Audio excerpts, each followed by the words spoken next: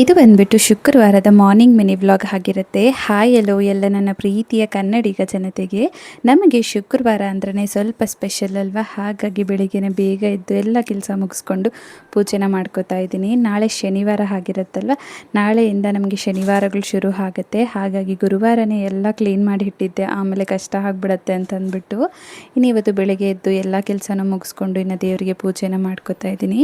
ಇವತ್ತು ದೇವರಿಗೆ ಪ್ರಸಾದಕ್ಕೆ ಅಂತ ಅಂದ್ಬಿಟ್ಟು ಹೆಸರುಬೇಳೆಯಿಂದ ಗಂಜಿನ ಮಾಡಿದ್ದೆ. ಇನ್ನು ದೇವ್ರಿಗೆ ಪೂಜೆ ಎಲ್ಲ ಮುಗಿಸ್ಕೊಬಿಟ್ಟು ಇನ್ನು ಹೆಸರುಬೇಳೆ ಗಂಜಿನ ಕುಡಿತಾ ಇದ್ದೀನಿ. ಇದು ದೇಹಕ್ಕೆ ತುಂಬ ತಂಪು, ತುಂಬ ಹೆಲ್ದಿ.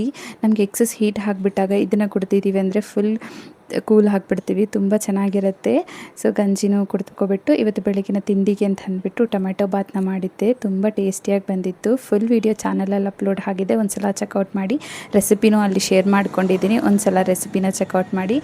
ನಮಗೆ ಬೇಗ ಹಾಕ್ಬಿಡಬೇಕು, ಒಂಥರ ಸ್ಪೈಸಿಯಾಗಿ ತಿನ್ನಬೇಕು ಅಂತಂದಾಗ ಈ ರೆಸಿಪಿನ ನಾವು ಟ್ರೈ ಮಾಡ್ಬೋದು, ತುಂಬ ಚೆನ್ನಾಗಿರುತ್ತೆ. ಆ್ಯಂಡ್ ಹಾಗೆ ಇವತ್ತು ನಾವು ಒಂದು ಫಂಕ್ಷನ್ಗೆ ಹೋಗಬೇಕಾಗಿತ್ತು, ಗೃಹಪ್ರವೇಶ ಇತ್ತು. ಹಾಗಾಗಿ ನಾನು ಇತ್ವಿನ ರೆಡಿ ಮಾಡಿಬಿಡ್ತಿದ್ದೀನಿ ಫಸ್ಟೇ. ನಂದೇನೋ ಸ್ನಾನ ಎಲ್ಲ ಮುಗ್ದಾಯ್ತಲ್ಲ, ಆಮೇಲೆ ನಾನು ರೆಡಿ ಆಗ್ಬೋದು ಅಂತ ಅಂದ್ಬಿಟ್ಟು ಇವತ್ತು ಗೃಹಪ್ರವೇಶಕ್ಕೆ ಅಂತ ಅಂದ್ಬಿಟ್ಟು ಈ ಡ್ರೆಸ್ನ ವೇರ್ ಮಾಡೋಣ ಅಂತ ಅನ್ಕೋತಾ ಇದ್ದೀನಿ.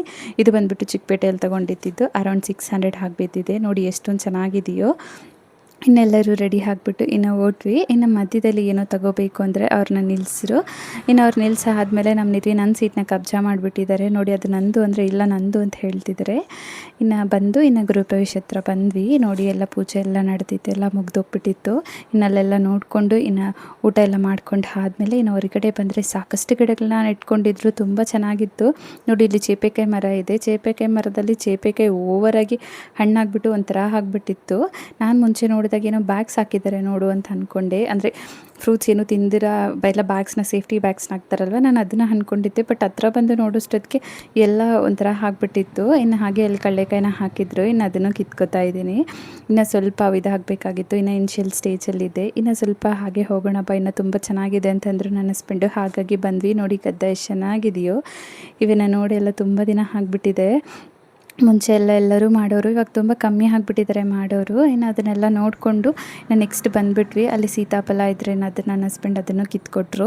ಇನ್ನು ಅಲ್ಲೊಬ್ಬ ಹುಡುಗಿ ಇದ್ದರೆ ನಮ್ಮ ನೆತ್ವಿ ಅತ್ತೆ ಅಂದ್ಕೊಂಡು ಆ ಹುಡುಗಿ ಹತ್ರನೇ ಇದ್ದೋಗ್ಬಿಟ್ರು. ಬಾರೋ ಅಂದರೂ ಬಂದಿಲ್ಲ. ನೋಡಿ ನನ್ನ ಹಸ್ಬೆಂಡ್ ಕರೀತಾ ಇದ್ರೆ ಬರ್ತಾನೆ ಇಲ್ಲ. ಮತ್ತು ಹುಡುಗಿ ಬಂದು ಕಾರ್ ಹತ್ರ ಡ್ರಾಪ್ ಮಾಡಿಬಿಟ್ಟು ಹೋದರು. ಇನ್ನು ನಾವು ಮನೆಗೆ ರಿಟರ್ನ್ ಆಗಿಬಿಟ್ವಿ.